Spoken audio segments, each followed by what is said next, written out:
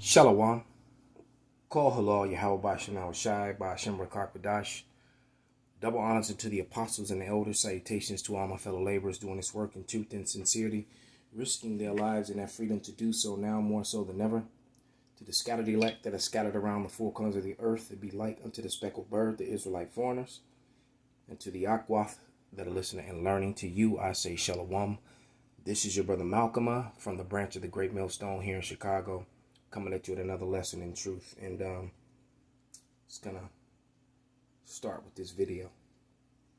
Then we're gonna go right into a few scriptures and prove beyond a shadow of a doubt that Esau, Edom has always known that the Apocrypha was a part of the Bible, 144% canon, and that they moved it to actually try to hide their nationality. They didn't really understand the prophecies fully, but they knew that they were identified as Esau, Edom in the Bible, which is why the Bible destruction group, which operated out of America for about 100 years, I think from the I forget the exact years, but from the 1700s to the mid 1800s, and then they successfully, or late 1800s, successfully removed the Apocrypha from the Bible. But many of the old Bibles, like this one, this is the Greek. All right, the New Oxford Anointed Bible with the Apocrypha, basically, and it goes into, and it's revised, of course, because that'll be another lesson to go to show you, because they show you everything, but then they try to show you certain scriptures that this was added on, or or question mark behind it, and mainly it's the scriptures that put the woman in her place, because the Catholic Church kept the Apocrypha in their Bible. But in all modern religion, Christianity, is really the daughters or granddaughters, if you would, of the Catholic Church. And there's a lot of woman. There is complete, total woman worship. As a matter of fact, if you believe in the virgin birth and all that sort of thing, then that's complete and total worship of the woman. That's that queen of heaven worship. And there is no queen. We already told you that queen, the word queen breaks down to prostitute or hussy, woman of the night, basically, roughly translated. And there is no queen in heaven. All right, there's the Father and the Son, and then the host of heaven. All right, there are no female angels. So that's all doctrines of men. But so without any further ado, and you understand why I made that statement, I had to say what I said before I play this video and circle back around to the scriptures. All right, but this being these sort of things, what you're about to hear is one of the reasons why Esau, Edom does not want to be Esau, Edom. They want to be everyone except Esau. All right, and right now they've been in this modern day, they've been hiding behind the false social construct of white and or Caucasian. All right.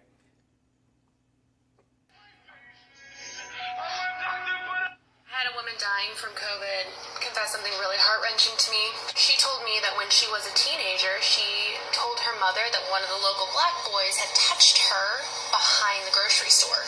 And in 1936 Louisiana, this was a very big deal. Not only was this boy lynched, but he was beaten, and his genitals were cut off. And then the family home was burned to the ground. And she watched it all happen. You want to know why? Because she saw that his sisters had prettier dresses than she did, and she just didn't like it. So she lied. And it clicked. This same woman had been hallucinating for the past couple of days, saying that there was a black boy in her room watching her, would not stop staring at her, and she was scared shitless. She asked if she could be forgiven. I told her the only person who could forgive her was the boy she killed. Not sorry.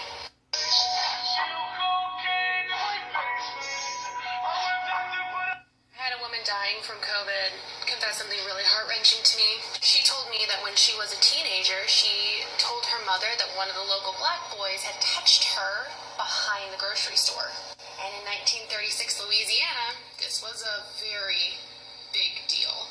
Not only was this boy lynched, but he was beaten, and his genitals were cut off. And then the family home was burned to the ground. And she watched it all happen. You want to know why?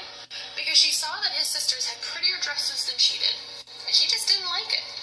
So she lied. conflict.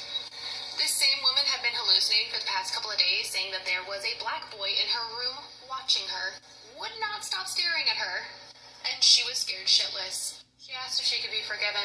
I told her the only person who could forgive her was the boy she killed. Not sorry.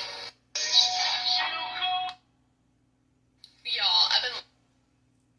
Part 2. So, let's stir up some shit, y'all. So, disclaimer, I'm not going to be releasing this person's full name because I do not have the permission of the family to release the full name.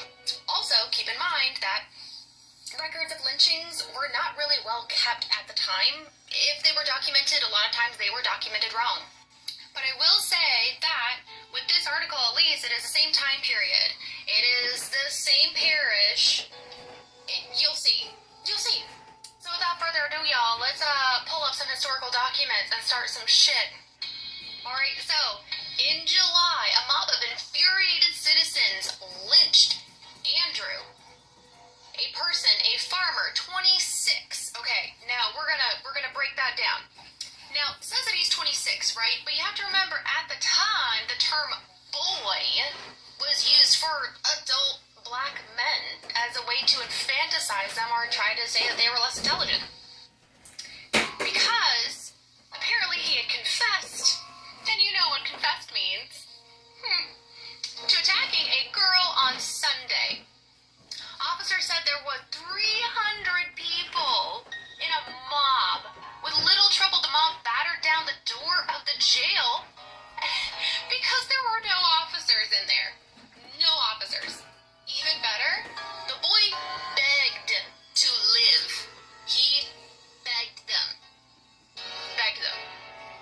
But they beat him to death, and then they lynched him on a spreading oak tree in front of the courthouse lawn. He begged them to live. Well, that just doesn't even seem like the same situation. Like, why doesn't it talk about him having his junk cut off or anything? Like, doesn't make any sense.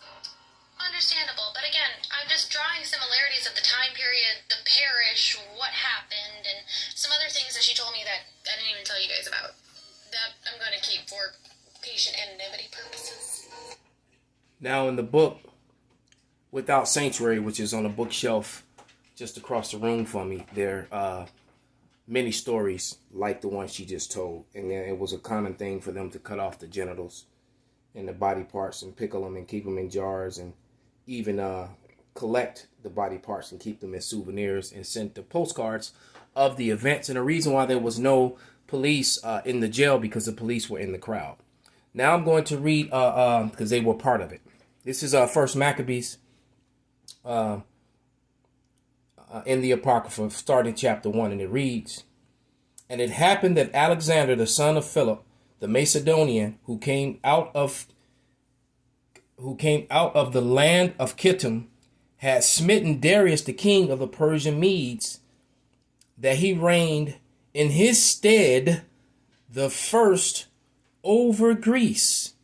All right. So this is so I looked up that word in the Second Impression Revised Edition copy of 1959 Thesaurus, and from the Rogers 1931 Thesaurus, and the word stock instead were the same, and then the word stock, the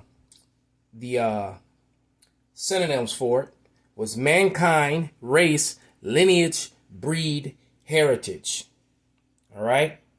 So he was of the Macedonian stock. Alexander was, and you can trace Alexander's father, Philip of Macedon, the Macedonian.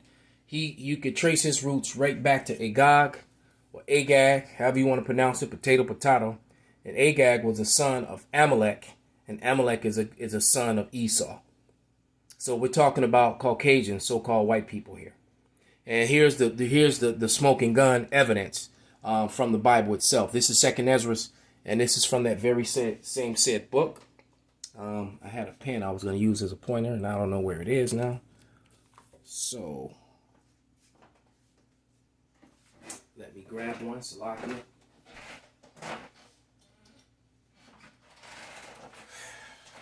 Okay. And I'm going to read 2 Ezra 6 and starting at verse 7. And it says, and I'm reading from here. All right. See if we can zoom in on that. And I answered and said, what shall be the dividing times, or when will be the end of the first age and the beginning of the age that follows? So when will be the end of the age of Esau, and when will begin the age of Jacob, which is the kingdom of heaven? See, the kingdom of heaven is with Jacob, the Jacobites, the Israelites, ruling forever. All right. In righteousness, under the authority of who the world ignorantly calls Jesus Christ. That's your kingdom of heaven, not floating around up above the clouds. All right, while people are still down here on earth, or someone's burning in hell. Hell is a condition. Hell is when you're low. You can go and read Jonah the second chapter, the first and second verse to prove that. All right. Verse 8, and it says, and he said unto me, from Isaac, Salakia, he said unto me, from Abraham to Isaac, because from him were born Jacob and Esau. From Jacob, for Jacob's hand held Esau's heel from the beginning. For Esau is the end of the age, end of the world, this current world, and Jacob is the beginning of the age that follows. All right, so let's go down to the breakdown of what it means. All right. It tells you right here at the bottom, 6 through 10. The dividing of times is an allegorical language. All right.